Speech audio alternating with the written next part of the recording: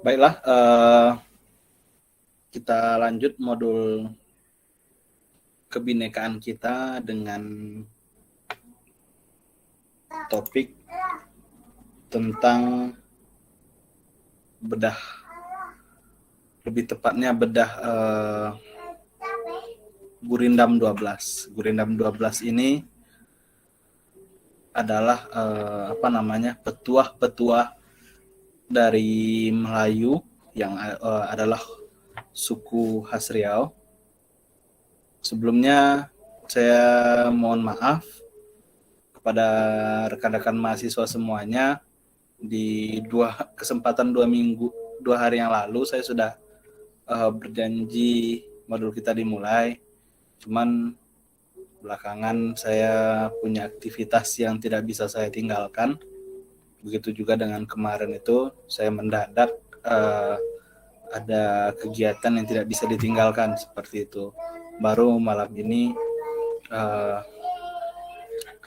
ada waktu untuk melakukan kelas ganti ini. Nah, seperti yang telah kita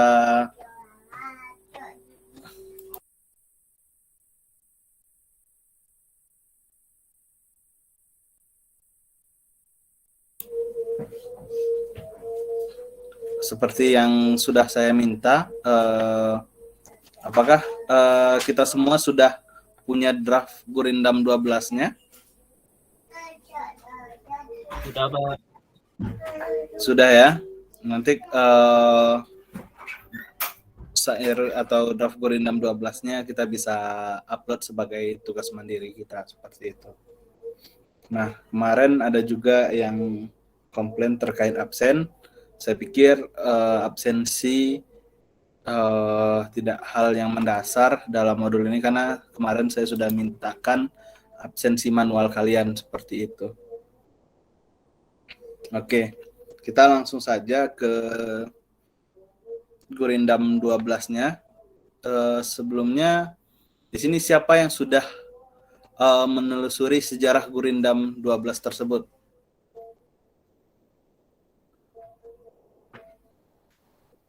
Siapa yang bisa menjelaskan sejarah Gurindam 12?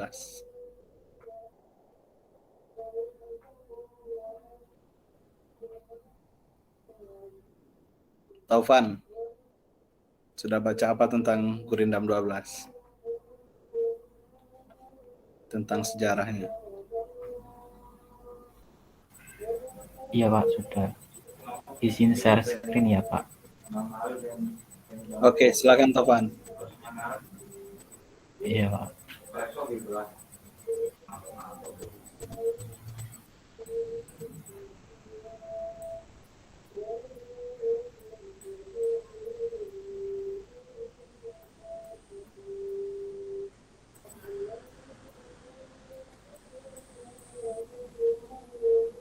Begini, Pak.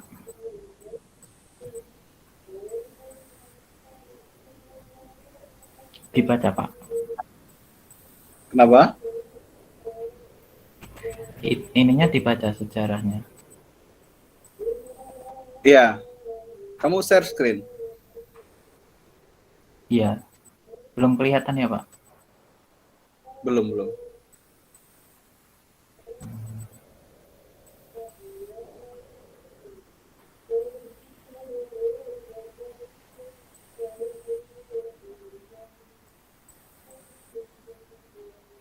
Oke, silakan ditutup. Nah, kamu bacakan saja itu intisari dari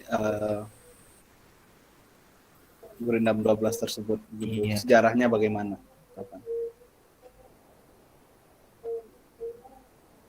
Artinya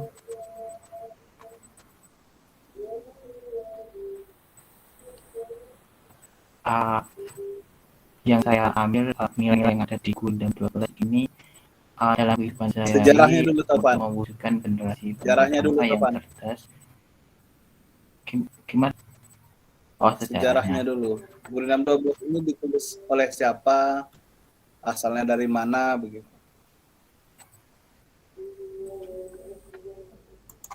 Iya, Pak. Uh, Puisi tergolong dalam beberapa jenis, salah satunya puisi Melayu. Lama karya-karya sastra lama semacam ini sebagai besar tidak diketahui nama pengarangnya. Namun pengarang Arab dan Eropa sedikit banyak mengubah kebiasaan tersebut, sehingga pengarang Melayu lama mulai menandai setiap karyanya. Salah satu puisi Melayu lama adalah Gurindam. Gurindam berasal dari Tamil atau India. Pada dasarnya Gurindam sama dengan pantun kilat. Dalam Kamus Besar Bahasa Indonesia mengartikannya sebagai sajak dua baris yang mengandung petua atau nasihat. Isi Gurindam adalah kalimat sebab akibat dan umumnya berisi nasihat dan peringatan agar Oke, manusia hidup dengan itu pengertiannya Taufan. Mungkin Anwar, Oke, Pak. siapa yang eh, menulis Gurindam 12 atau karya siapa ini, Anwar? Iya, baik. Mungkin sedikit ya, Pak. Ya. Kalau Gurindam 12 ini dia ditulis oleh Raja Ali Haji, Pak. Oke. Dan kenapa dinamakan Gurindam 12? Karena terdiri dari 12 pasal kiranya yang terdiri dari beberapa nasihat atau petua-petua seperti itu, Pak. Kemudian diciptakannya di daerah Penyengat, Pak, di Pulau Penyengat. Itu tempat dari Raja Ali Haji tinggal, Pak. Oke. Seperti itu. Di Kepulauan Riau berarti ya? Iya, betul. Itu sajak tersebut digubah pada tahun berapa, Anwar?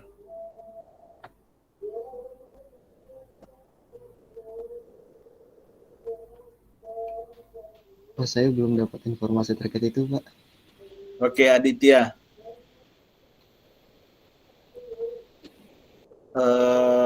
Mana Aditya?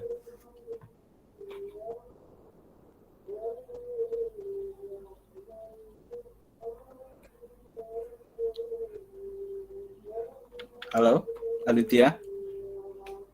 Margi? Tidak tahu, Pak. Tidak tahu ya. Oke, Maria Ulfa. Iya, Pak. Gimana, Pak? Oke, Maria Ulfa. Yang kamu ketahui tentang Gurindam 12 ini apa, Maria Ulfa? Dari yang sudah saya cari, Pak, yang kemarin itu tentang Gurindam 12 itu kan suatu puisi Melayu lama yang isinya ada 12 pasal yang ditulis oleh Raja Ali Haji. Nah, ditulisnya itu pada tanggal 23 Rajab tahun 1926 Hijriah atau 1263 Masehi. Pada tahun tersebut, usia Raja Ali Haji ini menginjak 38 tahun. Lalu Gurindam 12 ini diterbitkan pada tahun 1854 Masehi dalam buku yang bahasanya tuh pakai bahasa Belanda gitu, Pak. Saya nggak tahu cara bacanya. Nah, terus apalagi yang kamu ketahui, Maria Ulfa? Isinya berupa petuah dan nasihat hidup beragama. Udah, Pak. Udah ya. Nah, sejauh yang saya telusuri, karena saya juga di sini bukan orang sastra, ada 4 pesan yang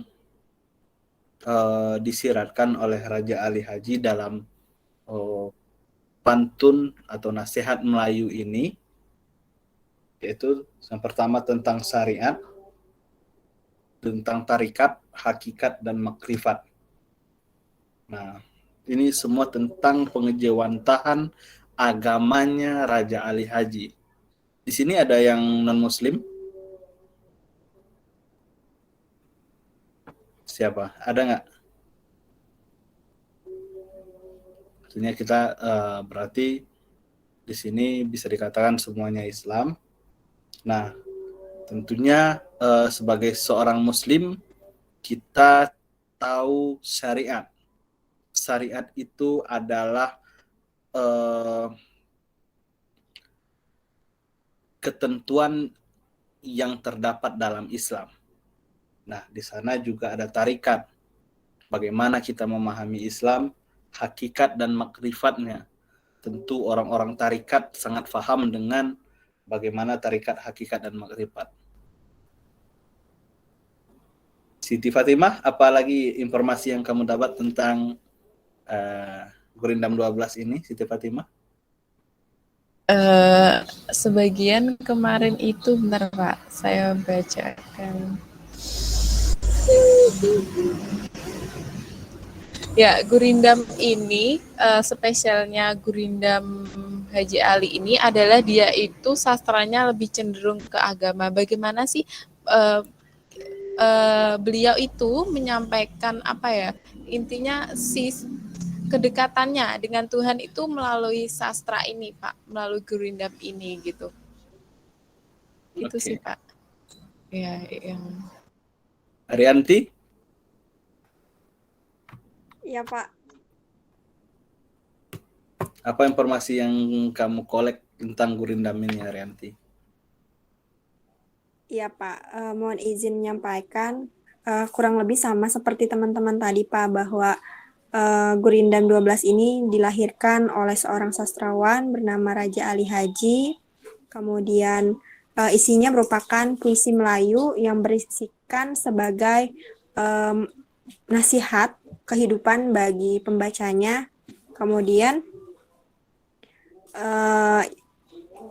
Raja Ali Haji adalah pujangga tersohor Melayu yang diangkat menjadi pahlawan nasional. Ia ahli dalam bidang sastra. Kemudian ia menulis karya ini di Pulau Penyengat pada tahun 1847. Oke.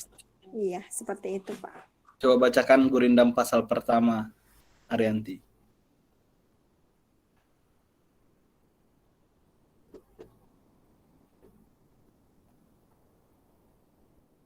Sebentar Pak.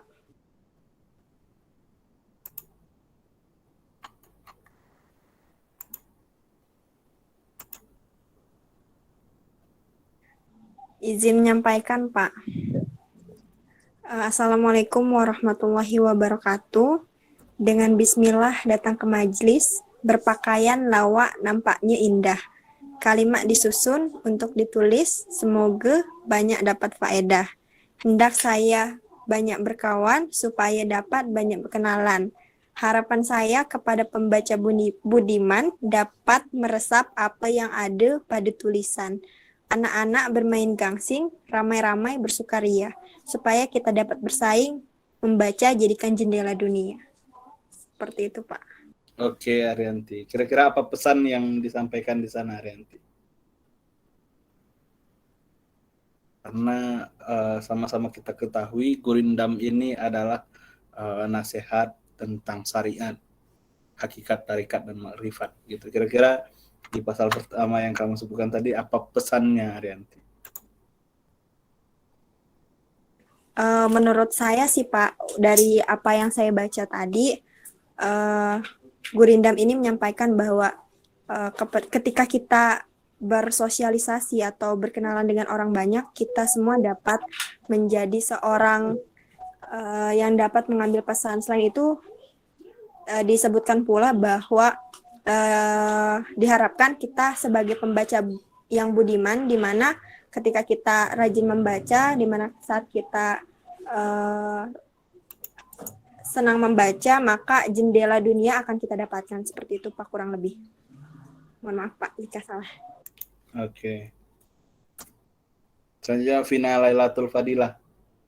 Pak, tadi itu sepertinya bukan pasal yang pertama dari Gurindam 12 sepertinya. Oke. Iya Pak, beda ya Pak ya. Saya juga punya referensi seperti itu. Oke, silakan Margi dibacakan.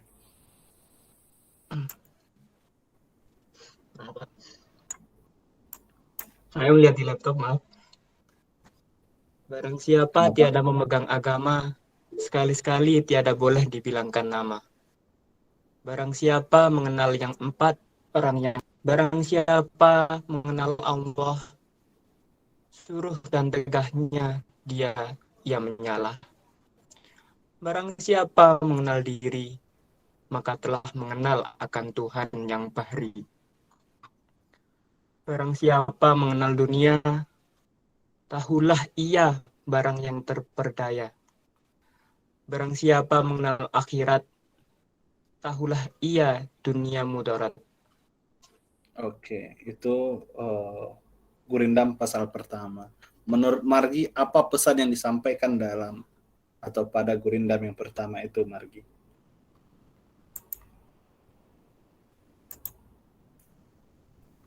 Mungkin saya apa ya Pak ya, agak sulit.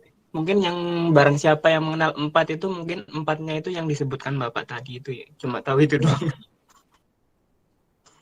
Kamu nggak ngeh dengan pesan yang disampaikan di situ sama sekali, Margi? Ya menangkap pegang agama sekali-kali tiada Bu. Nggak tahu masuknya sih Pak. Artinya gimana? Bingung Pak, bingung. Maaf kurang crossing Pak. Atau kalian mungkin karena kultur kalian Jawa, kalian bingung dengan prosa-prosa Melayu ini kali ya? Iya Pak, seperti bahasanya Upin Ipin begitu. Oke.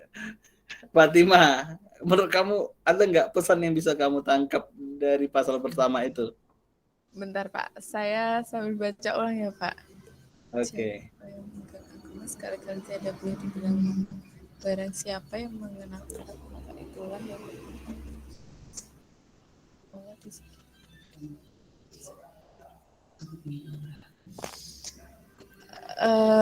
Saya lumayan bingung sih Pak, bener tadi kata empatnya gitu.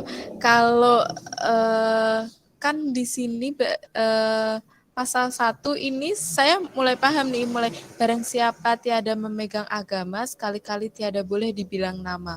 Oke. Barang siapa mengenal di empat, dua maka baris tersebut. Apa pesannya itu, Siti Fatimah? intinya gini Pak, ketika orang itu mengenal agamanya dengan baik, menurut saya maka dia bisa mengenali dirinya sendiri. Coba simpulkan dengan satu kata apa? Dari dua baris tersebut.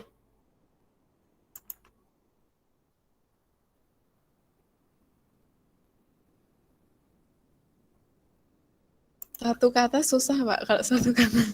Oke. Ada yang bisa? Aduh. Kalian belajar bahasa Upin Ipin. Maaf Pak. Nggak ada masalah. Bahasa ibu saya bukan bahasa Melayu, tapi kami bertetangga. Nah, coba kita pahami, barang siapa yang tiada memegang agama, sesekali tiada boleh dibilangkan nama. Satu Takwa. kata. Takwa Pak. Ikhlas. Oh, ikhlas. Oke. Iya. Nah, Oh iya. tiada boleh dibilangkan nama. Artinya apa? Pesan di sana itu kita tidak boleh mendeklar atau menyebutkan apa yang kita lakukan. Dibilangkan nama statementnya di situ. Oke, Risnanda, baca baris ketiga. Baik, Kak. Apabila terpelihara mata, sedikitlah cita-cita. Apabila terpelihara kuping, kabar yang jahat tiada damping.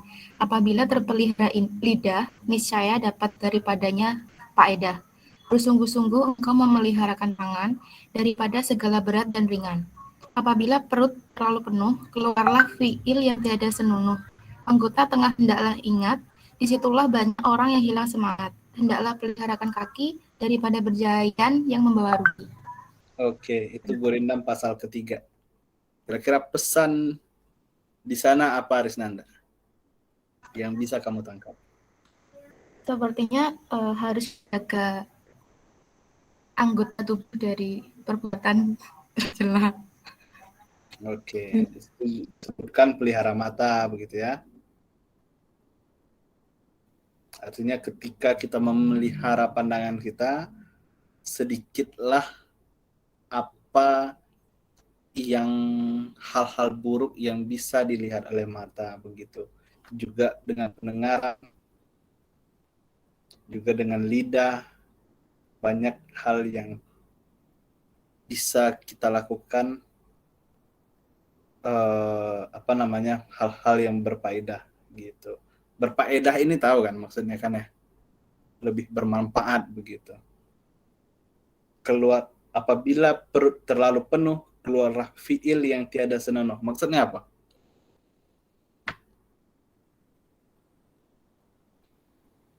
Di sini ada yang pernah di pesantren kah? Fiil apa fiil?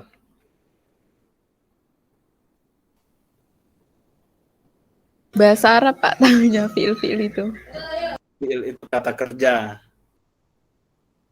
Pekerjaan. Apabila perut terlalu penuh, keluarlah pekerjaan yang tidak baik seperti itu. Seperti pesan Nabi, karena mohon maaf kalau di sini ada yang non-muslim, kita makan itu tidak boleh sampai kenyang dan jangan membiarkan perut sampai lapar baru makan begitu. Artinya kita harus sedang-sedang saja dalam mengkonsumsi makanan, itu pesannya. Karena di sini dijelaskan apabila perut terlalu penuh, ketika kita terlalu kenyang, maka pekerjaan kita banyak hal-hal yang tidak baik kita lakukan seperti itu.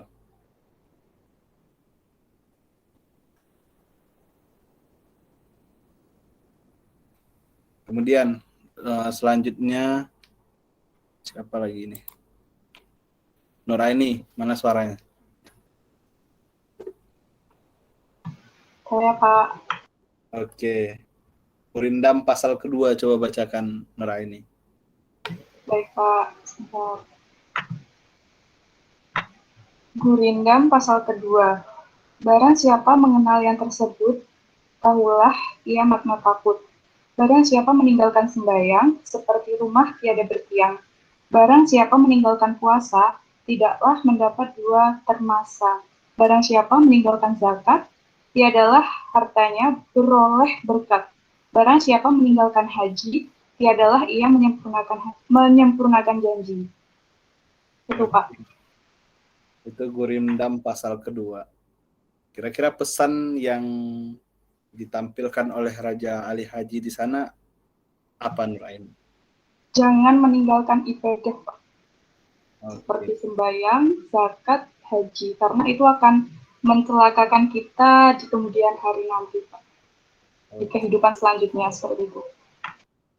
Oke. Selanjutnya Gurindam pasal keempat. Siapa ya? Anwar.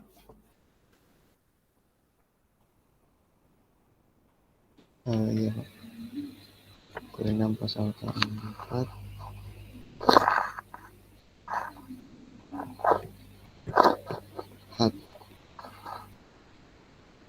Di dalam tubuh, jikalau lalin segala anggota pun roboh. Apabila dengki sudah bertanah, datanglah daripadanya beberapa anak panah. Mengumpat dan memuji hendaklah pikir, disitulah banyak orang yang tergelincir. Pekerjaan marah, jangan dibela, nanti hilang akal di kepala. Jika sedikit pun berbuat bohong, boleh diumpamakan mulutnya itu pekong. Tanda orang yang amat celaka, aib dirinya tiada ia sangka. Bakhil jangan diberi singgah, itu pun perampok yang amat gagah. Barang siapa yang sudah besar, janganlah kelakuannya membuat kasar. Barang siapa perkataan kotor, mulutnya itu umpama ketur, di mana tahu salah diri jika tidak ada orang lain yang berperi. Oke. Apa pesannya di sana, Anwar? Terkait batasan-batasan Pak yang tidak boleh dilakukan oleh manusia dan akibatnya jika manusia melakukannya Pak. Oke, banyak hal-hal yang tidak baik yang mempunyai reaksi setelah kita melakukan hal-hal yang tidak baik tersebut, kira-kira begitu ya. Nah, dalam prosa ini banyak menggunakan kalimat kata-kata Melayu tua, sehingga banyak hal-hal juga yang membuat kita bingung untuk memahaminya. Tapi minimal secara pesan itu bisa kita tangkap begitu. Oke, Margi, yang kelima Margi.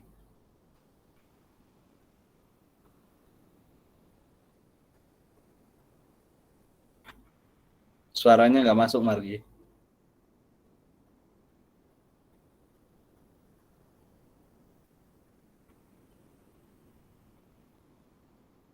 Oke, kita lanjut ke Risnanda. Margi nanti kita skip dulu. Yang kelima Risnanda.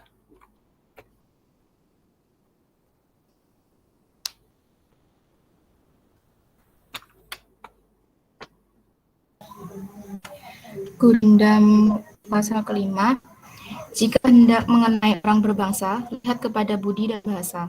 Jika hendak mengenal orang yang berbahagia, sangat memeliharakan yang sia-sia. Jika hendak mengenal orang mulia, lihatlah kepada kelakuan dia. Jika hendak mengenal orang yang berilmu, bertanya dan belajar tiadalah jemu. Jika hendak mengenal orang yang berakal, di dalam dunia mengambil bekal. Jika hendak mengenal orang yang baik perangai, lihat pada ketika bercampur dengan orang ramai. Sudah, Pak. Oke, apa pesannya Risnanda? Sepertinya harus dapat mengetahui mana orang yang ini lebih kemana? Pesan dari ini. Lebih ke sifat orangnya, Pak. Artinya hubungan kita dengan manusia lain, begitu kali ya? Ya. Benar tidak? Karena di situ Ya, sebutkan bagaimana kita mengenali orang yang berbangsa. Lihatlah kepada budi atau cara dia bertingkah laku dan bagaimana bahasanya, seperti itu. Bagaimana mengenal orang yang berbahagia, sangat memeliharakan yang sia-sia. Artinya ketika kita terlalu bersukacita juga, banyak orang yang terlalu terlena dengan itu. Artinya sajak atau Gurindam pasal kelima ini lebih ke pesan sosial di masyarakat seperti itu. Oke, Arianti coba yang keenam.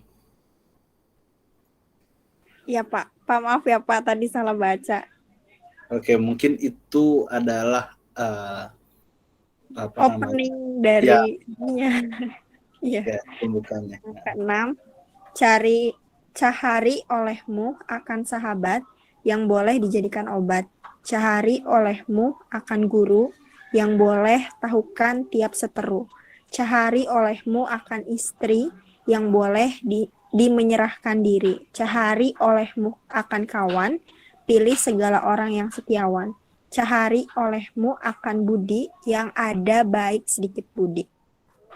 Oke, apa pesannya itu Arianti?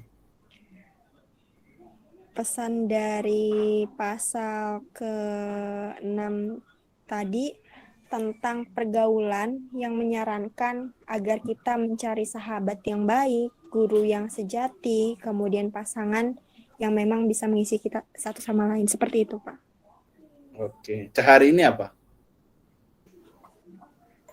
Cari ya. Oh iya. Oke, yang ketujuh. Taufan. Saya ingin tanya dulu. Andini, mohon maaf. Apakah kamu non-muslim? Saya muslim, Pak. Muslim, oke. Karena ya mohon maaf ya, saya tidak pernah lihat kamu pakai jilbab begitu. Oke, berarti kamu bisa menelaah ini gitu. Saya nggak urusan kamu pakai jilbab enggak, bukan. Tapi karena ini adalah Gurindam 12 karena lebih identik dengan Islam. Oke, silakan kamu bacakan Gurindam pasal ke-7.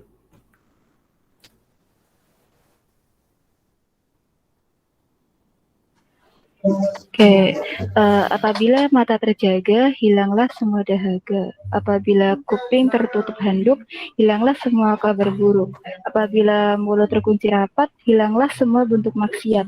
Apabila tangan tidak terikat rapat, hilanglah semua akal sehat. Apabila kaki tidak menapak, larilah semua orang serempak. Sekian, Pak. Itu yang keberapa? Bagaimana, Pak? Itu pasal keberapa?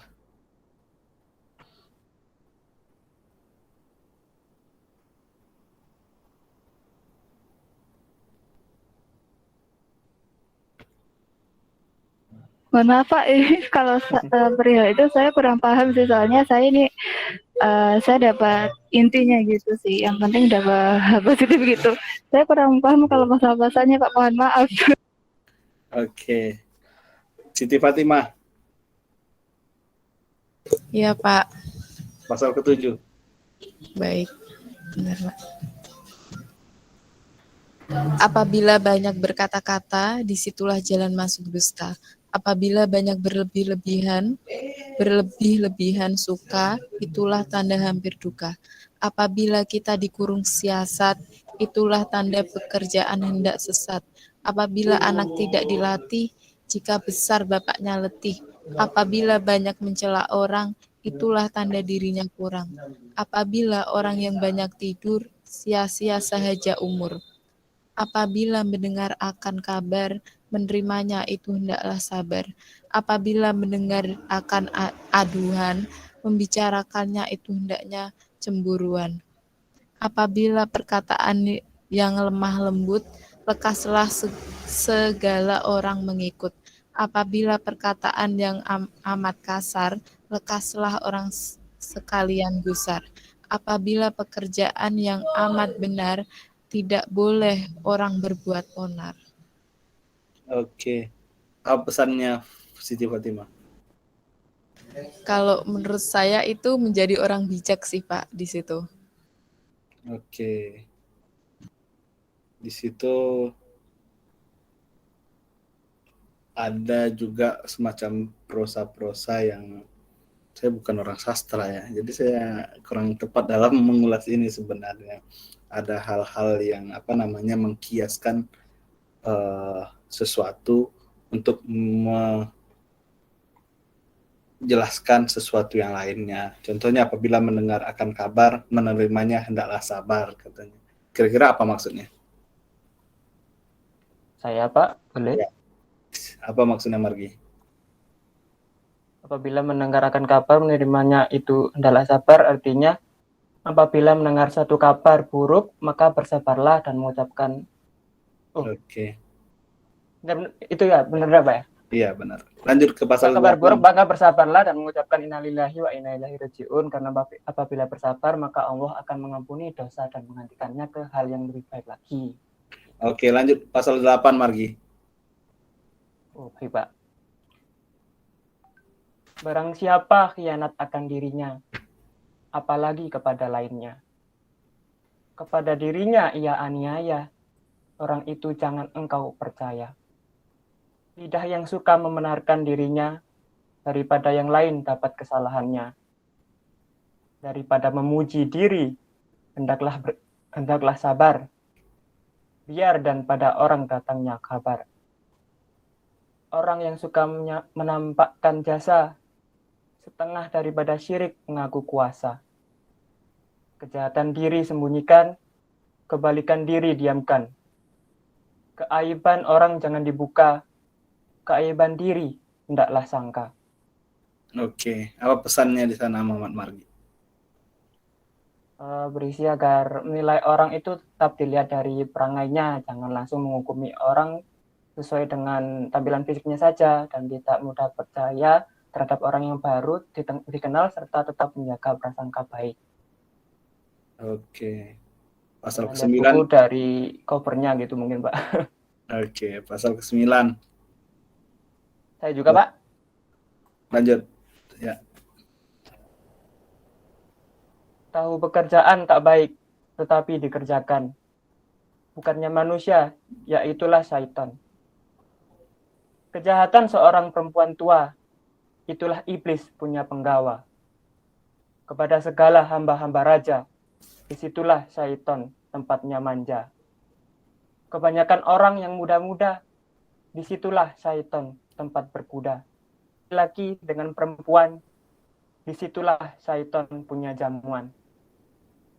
Adapun orang tua yang hemat, syaitan tak suka membuat sahabat. Jika orang muda kuat berguru, dengan syaitan jadi berseteru. Oke. Pesannya apa kira-kira Muhammad Margi? Pesannya dari pasal 9 ini berisikan tentang adab seorang pria maupun wanita dalam bergaul. Dan pria maupun wanita agar senantiasa menjaga pandangan dan diri terhadap godaan setan yang selalu saja mengintainya. Tepislah godaan buruk tersebut dengan memperkuat ibadah dan berbanyak mengingat Allah. Begitu. Oke, Anwar, 10. Yang berunding pasal yang ke-10, dengan bapak jangan durhaka, supaya Allah tidak murka. Dengan ibu hendaklah hormat, supaya badan dapat selamat. Dengan anak janganlah lalai, supaya boleh naik ke tengah balai.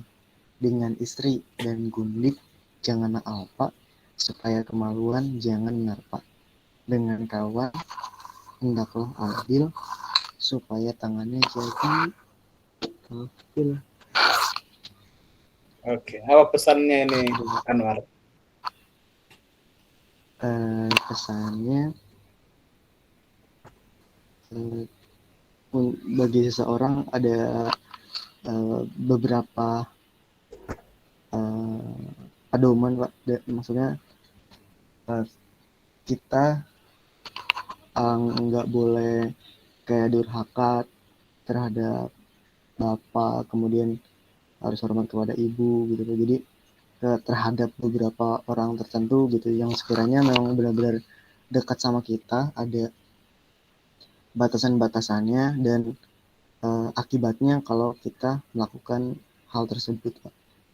Dan dampaknya juga kalau kita berbuat baik gitu, seperti hormat kepada ibu, kemudian durhaka kepada bapak, seperti itu. Dan sampai istri juga. Artinya di sini di Gurindam ke-10 ini, pasal 10 ini mengajarkan kita bagaimana kita berhubungan dengan orang tua, anak, istri, dan lain sebagainya. Itu poinnya kira-kira. 11, Taufan.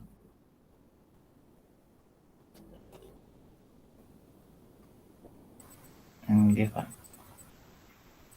Ke-11, hendaklah berjasa kepada yang sebangsa, hendaklah berlaku kepala, buang perangkai yang malu, hendaklah memegang amanat, buanglah khianat. Ingin marah, dahulukan hujah. Ingin dimulai, jangan memalui. Ingin ramai, murahkan perangai. Apa pesan itu, Taufan? Itu, Pak, pesannya jaga amanat, jangan khianat, dan Ya. jangan marah melulu, Pak. Gitu. Oke. Yang ke-12, Siti Fatimah. Lagi nih Pak ya. Ya. Oke, sebentar. Raja muafakat dengan menteri seperti kebun berpagar duri. Betul hati kepada raja, tanda jadi sebarang kerja. Hukum adil atas rakyat, tanda raja beroleh inayat. Kasihkah orang yang berilmu, tanda rahmat atas dirimu. Hormat akan orang yang pandai, tanda mengenal kasa dan cindai. Ingatkan dirinya mati, itulah asal berbuat bakti. Akhirat itu terlalu nyata kepada hati yang tidak buta. Oke, apa pesannya, Fatima? Pesannya itu Pak, kalau menurut saya kita itu ketika melakukan sesuatu mungkin gini loh Pak, ingat dosa gitu Pak, bahwa nanti di sana itu akan ini ada akhirat itu terlalu nyata kepada hati yang tidak buta. Jadi kalau orang mengenal apa ya agama saat di dunia mungkin dia tidak akan pernah melakukan dia akan pernah melakukan ya namanya khilaf. Maksudnya lebih menjaga gitu loh Pak, karena nanti ada akhirat gitu. Ketika orang yang ngerti agama. Pesannya secara general itu, secara umum maksudnya ya, ini adalah pesan bagaimana kita bernegara, karena di situ dijelaskan ada bagaimana hubungan raja dengan menteri, bagaimana kita mentaati pemimpin, karena di situ ada betul hati kepada raja begitu, bagaimana raja terhadap rakyat, hukum adil atas rakyat, katanya seperti itu. Artinya di situ pesan-pesan bagaimana sebuah sistem pesan kepada sebuah sistem kepemimpinan begitu. Nah, terakhir, tamatlah Gurindam yang 12. Pasal itu karangan kita Raja Ali Haji pada tahun Hijriah Nabi kita 1263. Likur hari bulan Rajab, Selasa pukul 5 Negeri Riau, Pulau Penyengat. Pulau Penyengat itu adalah sebuah pulau di Kepulauan Riau. Dulunya Melayu Riau itu terdiri dari, sebelum dimekarkan, ada Kepulauan Riau dan ada Riau Daratan. Karena ini terlalu luas, maka dimekarkan sehingga membentuk dua provinsi seperti itu. Ada Kepulauan Riau dan ada Riau. Nah, tapi orang Kepulauan Riau dan Riau Pesisir itu yang berbatasan dengan Singapura dan Malaysia itu sama dengan Kepulauan Riau. Karena yang kita ketahui ya, Riau itu mulai berbatasan dengan Sumatera Utara sampai dengan Kepulauan Natuna. Kepulauan Natuna itu di atasnya Pulau Kalimantan. Itu masih Riau. Begitu. Ada yang pernah sampai ke Natuna? Belum, Pak. Atau ada yang belum pernah dengar kata Natuna sama sekali? Kalau nanti penasaran, coba lihat Natuna itu di mana, itu di atas Pulau Kalimantan.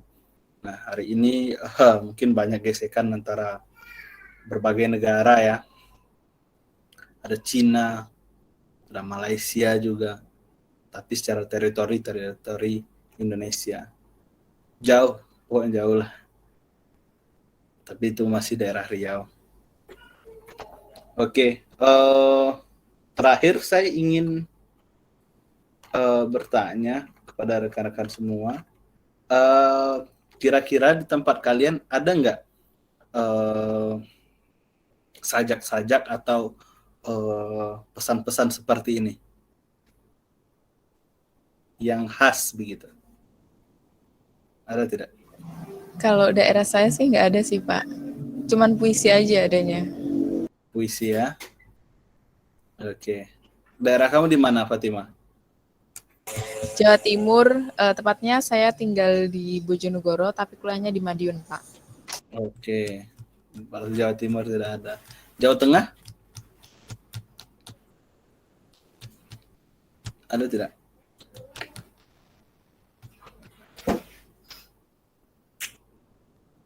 Banten? Atau Jawa Barat? Apa ya Pak? Pantun. Puisi mungkin ya Pak, tetap sama juga. Kalau Jakarta mungkin pantun kali ya Pak. Pantun utama. Artinya tidak bisa dikatakan, mungkin pantun-pantun dalam bahasa daerah kali ya. Artinya tidak ada yang mengkhas begitu ya dari segi seninya ya. Nah, kalau saya boleh bertanya, kenapa bahasa Indonesia itu diadopsi dari bahasa Melayu? Ada yang tahu nggak? Di sini banyak loh anak sastra Indonesia kayaknya.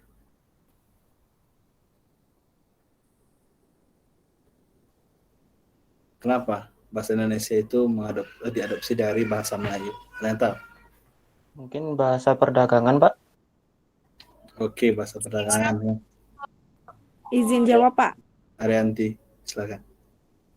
Karena bahasa Melayu dianggap sebagai bahasa yang mudah dipelajari, Bapak. Oke. Ada pendapat lain?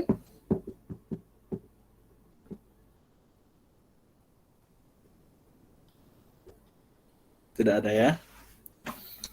Jadi bahasa Melayu itu adalah bahasa yang general. Kenapa general? Tidak ada perbedaan penekanan dari setiap dari bahasa-bahasa tersebut. Artinya memang di Melayu itu ada logat mungkin ya. Logat atau kalau dalam ininya sama kayak ada British, ada American gitu kalau dalam Inggrisnya ya. Nah, Melayu ada, tetapi tidak ada kasta-kasta bahasa. Contoh, bahasa Jawa itu ada bahasa Jawa halus, ada kasar. Batak juga seperti itu. Ada Batak Toba yang kasar, ada Batak Karo yang lembut. Artinya kebanyakan ya, saya tidak bisa, karena saya tidak juga punya referensi itu,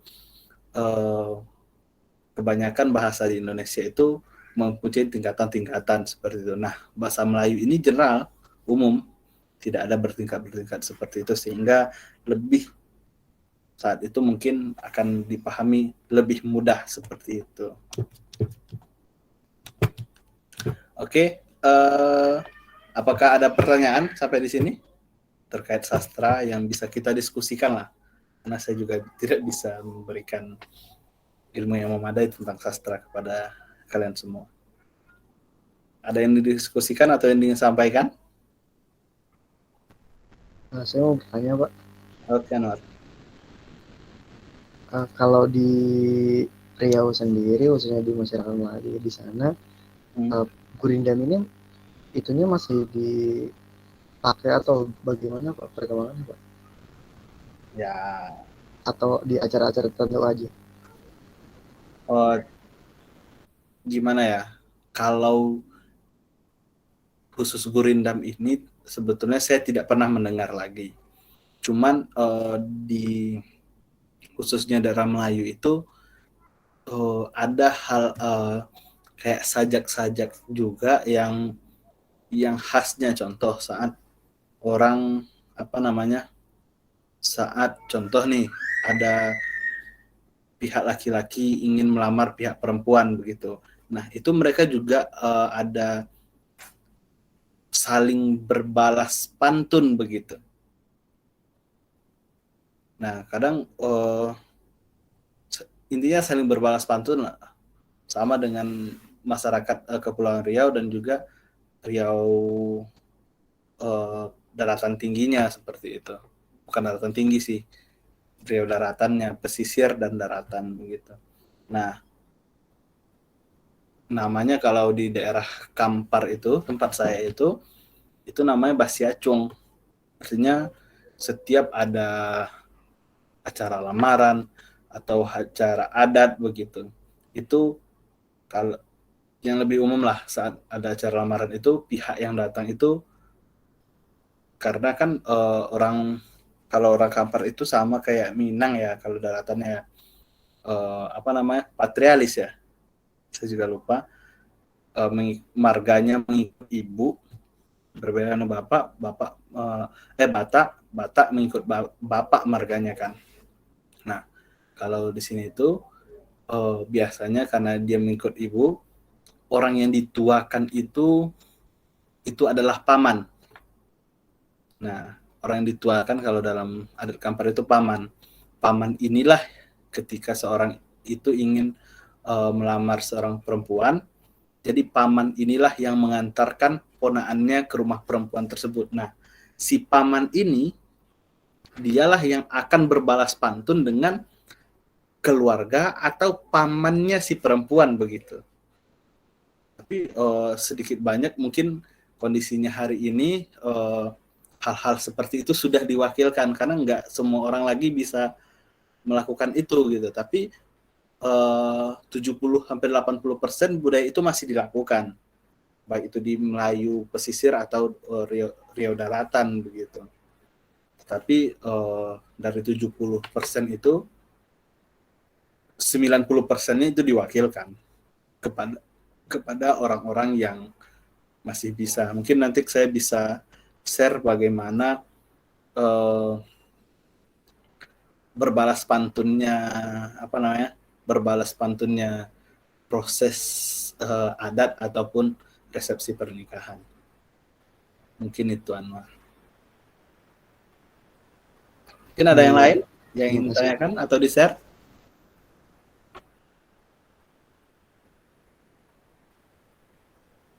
Ada yang lain? Andini? Saya Pak mintanya. Oke, silakan Nuraini.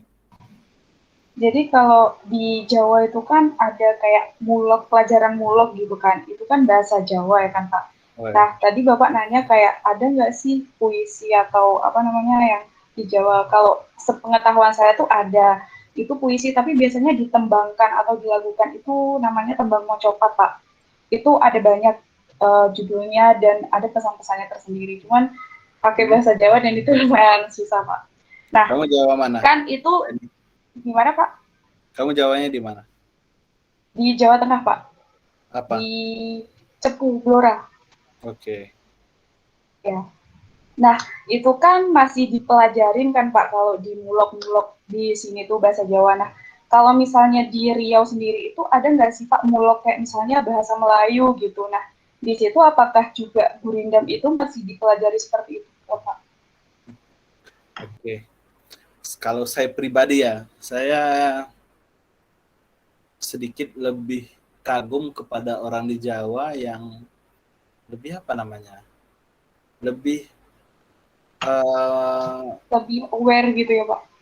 Bukan, lebih memegang nilai-nilai atau adatnya sendiri, termasuk apa namanya ya? Adat istiadatnya atau cara dia berbahasa juga seperti itu. Kalau orang Melayu ini sangat mudah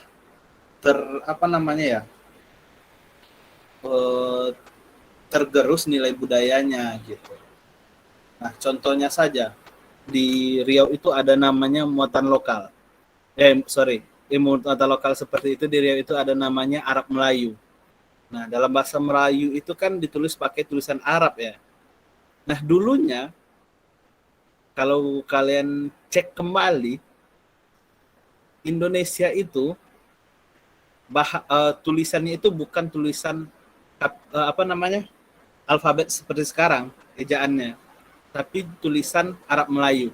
Silahkan coba cari di Google bagaimana uang 1 sen zaman dahulu. Pasti itu pakai tulisan Arab Melayu, tapi itu sudah terkikis. Mulai dari orang Melayunya sendiri yang terkikis sampai ke nilai otentik atau identiknya di negara sendiri begitu. Kita bisa lihat itu kok di koin-koin 1 sen lama, pra dan pasca kemerdekaan seperti itu.